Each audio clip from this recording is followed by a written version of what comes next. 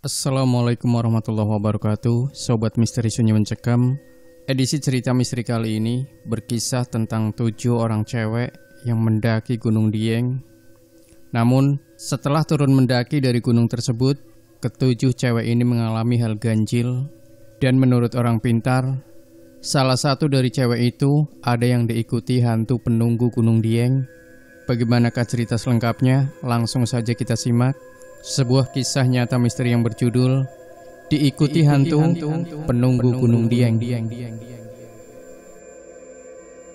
Di sini saya mau cerita tentang pendakian saya bersama 6 teman wanita. Tolong samarkan nama kami ya kak. Saya dan teman saya asli dari Pati, Jawa Tengah, dan yang 2 itu dari Dieng. Kita naik gunung perahu tanggal 21 dan 22 bulan Juni 2020. Nama saya Dia, dan ke-6 teman saya, sebut saja namanya Arina, Anissa, Novita, Alia, Pink, dan juga Cindy. Kami berangkat dari rumah tanggal 21, pas itu hari Jumat. Sebelum berangkat, kita dari Pati, Jawa Tengah itu berlima, yaitu saya, Cindy, Arina, Anissa, dan Novita. Sebelum berangkat kita udah prepare lah, yang menurut saya udah mateng. Dari Pati udah ada firasat gak enak. Yang pertama teman saya yang namanya Novita itu malam Kamis pas tanggal 19 WA saya. Ya gak naik malam Minggu aja. Soalnya malam Sabtu kalau orang Jawa masih malam suro. Soalnya itu pantangan aku pergi. Soalnya aku bisa lihat gituan. Sontak aku balas gini. Ah kamu, bismillah aja. Soalnya kata Anissa, malam 1 suro itu Kamis malam Jumat, gak Jumat malam Sabtu. Novita terus jawab, oh ya udah, jadi berangkat hari itu gak apa-apa. Yang kedua temanku yang namanya Arina tiba-tiba 1 hari sebelum berangkat badannya panas, tapi dia bilang, gak apa-apa kok, aku bisa. Paling nanti tidur, bangun udah enakan. Oke, kita lega dong. Terus yang ketiga, tiba-tiba temen aku yang namanya Anissa, sore pas kita mau ambil sewaan perlengkapan naik, dia WA aku. Kalau dalam bahasa Indonesia gini, kalau aku gak jadi ikut gak apa-apa ya. Sontak aku marah dong, soalnya dia itu ujung tombak kita. Ya leader lah, aku bilang. Loh, ngawur kamu ini. Kita udah prepare kayak gini, masa kamu batal ikut gitu aja? Aku gak dibolehin bawa motor tiba-tiba, padahal kemarin ayahku bolehin. Terus aku bingung dong, kita kekurangan motor. Terus aku jawab gini, oke, kalau kamu emang gak bisa bawa motor, nanti dirembuk, yang lain siapa tahu ada yang bisa, yang penting kamu ikut. Anissa jawab, oke aku bisa kalau gak bawa motor. Udah clear masalah Anissa. Kita udah prepare semua barang buat berangkat besok pagi habis subuh. Kita berlima dari Pati OTW Dieng. Paginya saya nelpon kakak saya yang pertama sama nelpon ayah. Soalnya ayah sama ibu pergi merantau. Kakak pertama jauh dari rumah saya.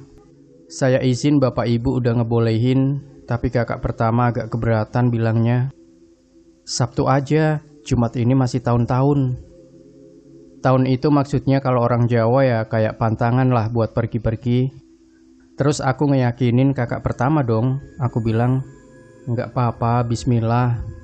Soalnya udah prepare semua. Sungkan sama temen kalau diundurin lagi. Singkat cerita kita OTW dari Pati jam setengah 6 pagi berlima. Itu perjalanan dari Pati sampai ke Dieng lancar. Kita sampai Dieng sekitar jam setengah 11. Aku dan teman-teman di situ inisiatif lah beli logistik buat naik di pasar sekitar Dieng situ. Nggak paham juga namanya pasar apa. Kita beli beras, tempe, kentang, sama nugget, terus jajan sama air mineral. Jam 12 siang kita sampai di rumah teman kita yang di Dieng, namanya Alia. Kita istirahat di situ. Alia belum pulang soalnya dia kerja, pulangnya jam 2 siang. Kita berlima disambut ramah banget sama ibunya Alia. Masuklah kita ke rumah. Gak berapa lama Pink dateng, temen juga yang mau ikut naik. Terus temanku Arina tanya dong, loh Husna mana? Pink jawab, gak jadi ikut, katanya ada tugas kuliah. Oh ya lupa, Husna itu yang sebenarnya mau ikut tapi gak jadi.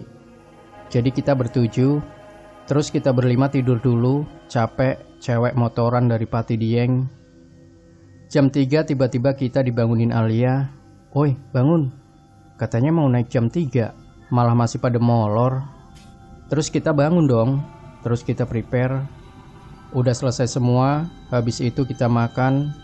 Terus habis makan aku bilang, "Yakin kita cewek semua mau naik bertujuh?" Terus temanku Anissa bilang, "Alah udah gak apa-apa, bismillah." Terus Alia tiba-tiba nyeletuk gini, "Naik perahu via Dieng lumayan angker sih." Terus aku diem semua, diem beberapa saat. Akhirnya jam 4 kurang kita OTW ke base camp perahu via Dieng. Sekitar 10 menitan lah jarak dari rumah Alia sampai base camp. Sampai base camp kita bayar simaksi dan akhirnya naik itu jam 5-an. Itu kita rombongan pertama kali yang naik pada sore hari itu. Setelah doa bersama dan foto-foto di tulisan naik gunung perahu via Dieng, kita memutuskan naik. Dari base camp perasaanku itu udah gak enak banget. Soalnya rencana naik ber-8, tiba-tiba ber-7. Dan bagi saya 7 itu angka sial banget sih.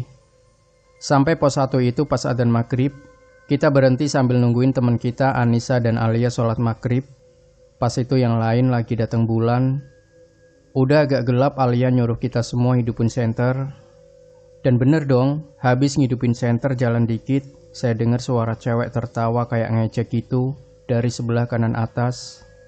Saya diem aja nunduk, gak berani ngeliat.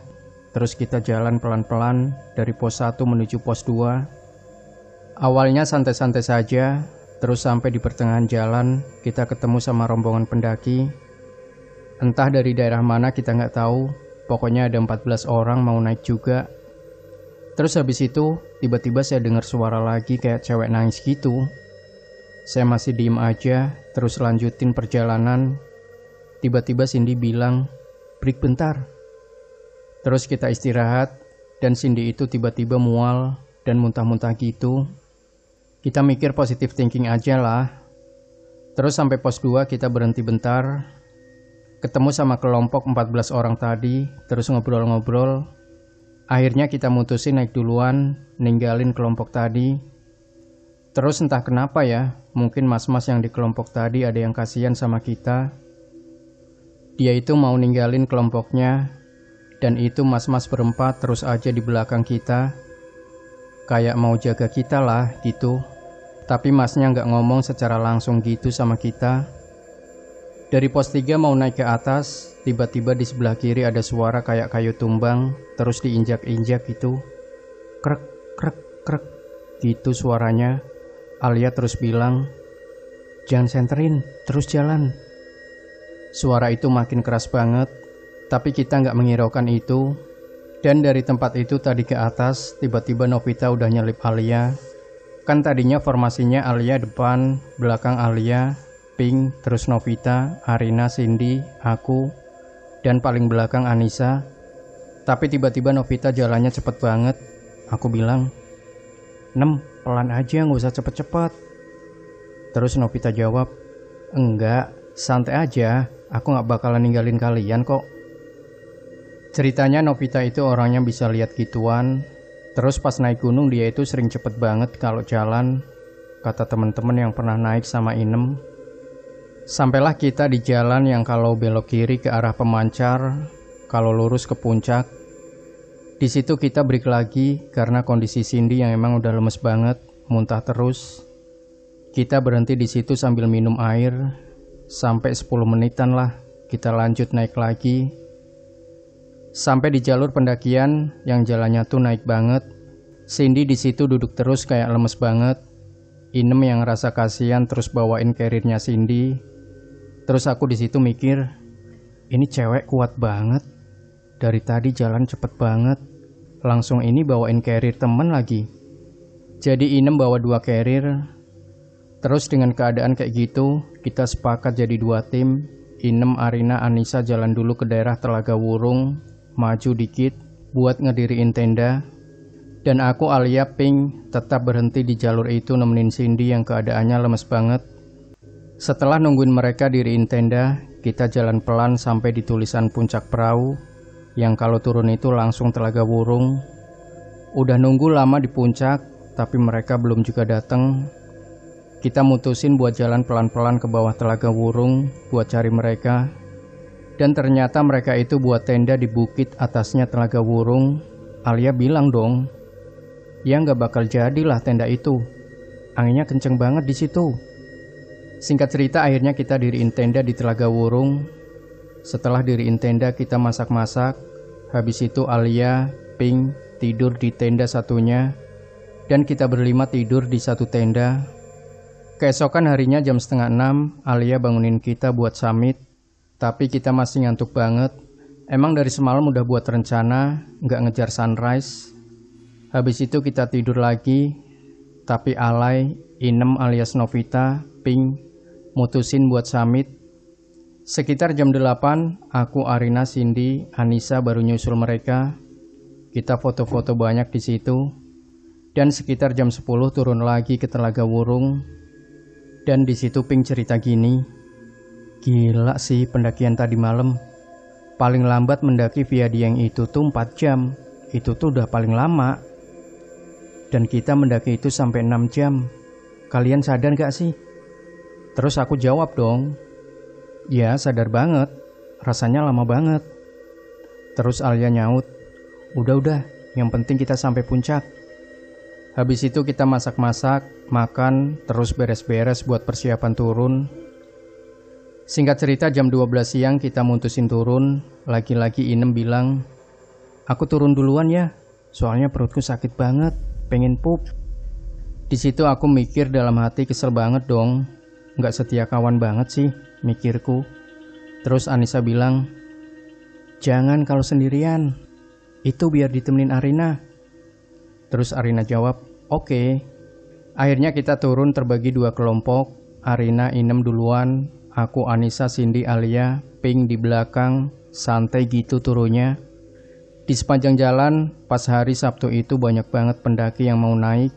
Terus banyak banget yang heran pas kita ditanya. Kita bilang kalau naik ber-7 dan cewek semua. Pas waktu turun itu nggak ada kejanggalan sama sekali, semua lancar.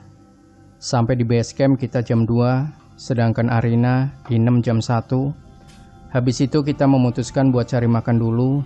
Habis cari makan kembali ke rumah Alia, buat bermalam di rumah Alia. Baru minggu paginya kita pulang ke Pati. Tapi pas itu Pink pulang ke rumah, nggak ikut nginep di rumah Alia.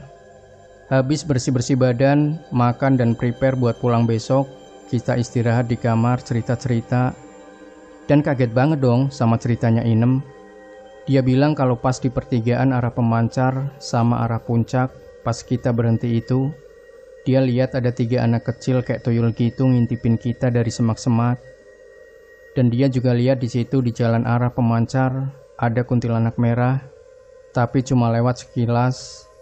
Dan pas Inem, Arina, Anissa mau diriin tenda, di atas telaga itu kan ada satu pohon gak begitu tinggi. Di situ ada satu cewek berbaju putih yang intinya ngehalangin mereka diriin tenda di situ. Makanya mereka mutusin buat turun lagi. Tapi di situ yang bisa ngelihat cuma Inem. Terus Anissa juga cerita, selama naik pas malam itu, dia kan jadi sweeper ya, paling belakang. Dia ngerasa ada yang ngegenepin kelompok kita jadi 8 orang. Waktu udah larut malam, kita mutusin buat tidur. Besoknya jam 9 pagi, kita mutusin buat kembali pulang ke Pati. Sampai di Semarang kita istirahat di pom sebentar. Dan pas itu udah nunjukin jam 2 siang. Habis itu kita lanjutin lagi perjalanan menuju Pati.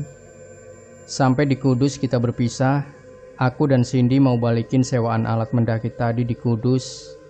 Sementara Arina, Inem, dan Anissa mutusin pulang duluan ke Pati. Dan terjadi lagi kejadian gak mengenakan. Di tengah perjalanan mau ngembaliin peralatan, tiba-tiba Arina nelpon Cindy dan bilang, kamu di mana?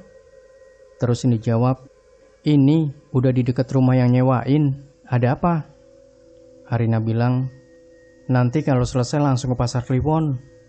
Aku dan Inem kecelakaan, tangannya ketelier. Kalau dalam bahasa Indonesia, ketelier itu ya kayak tulangnya geser lah. Aku dan Cindy cepet-cepet dong balikin peralatan, terus OTW Pasar Kliwon. Sampai situ Arina jelasin kronologinya. Terus tiba-tiba bapak-bapak bos dari orang yang nabrak pakai gerobak itu nanya sama aku, "Habis dari mana mbak emang?" Aku bilang, "Habis dari Muncak, dari gunung." Bapaknya bilang, "Wah ya bener, temenmu itu diikutin mbak dari gunung sampai sini." Aku kaget dong, terus diam aja. Yang kasih tahu cuma Cindy kalau bapak itu tadi bilang gitu. Habis itu Inem dipijitin ke tukang pijit di daerah situ. Sampai jam 5:30 baru selesai dan kita mutusin buat pencar lagi. Cindy dan aku lewat Kudus kota, dan Arina, Inem, Arina lewat Kudus yang arah Colo. Emang jalur itu lebih cepat sampai Pati kota sih. Kenapa aku Cindy lewat Kudus kota? Karena rumahku itu daerahnya perbatasan Pati Kudus. Jadi kalau ikut lewat Colo, nanti kasihan Cindy muter lagi, mulangin aku. Soalnya yang bawa motor Cindy. Sampai di Pati sekitar jam 7-an, sampai rumah masing-masing istirahat. Dan kemarin Senin malam Inem chat kita di grup bilang gini, "Yuk pak, kapan ngopi? Tak buatin donat. Sebagai tanda terima kasih aku buat kalian." Terus kita sepakat ngopi di kopinan langganan kita, namanya Kopinan Mas Gondrong itu selama malam Rabu. Dan ada lagi kejadian setelah aku dan Arina sampai situ. Inem WA grup kalau dia kecelakaan. Aku panik dong dan mikir, Inem lagi. Terus aku samperin Inem di tempat kecelakaan itu. Masih ada orang yang nabrak Inem, 2 mas-mas. Dan alhamdulillah mereka tanggung jawab, keadaan Inem juga nggak parah. Habis berobat, Inem dan aku OTW Gondrong. Di sana ternyata udah ada Cindy, Arina, Anissa. Sampai sana ngobrol-ngobrol dan Inem bilang gini, "Ternyata dari gunung sampai rumah aku diikutin hantu cewek." Kita semua kaget dan inget omongan bapak-bapak yang di Kudus pas Inem kecelakaan itu. Dan ternyata benar. Pengalaman yang sangat wow sih bagi saya sendiri. 7 cewek nekat naik gunung dan trekking malam. Dan itulah tadi sedikit cerita pengalaman pendakian saya dan teman-teman. Maaf kalau bahasanya kurang beraturan.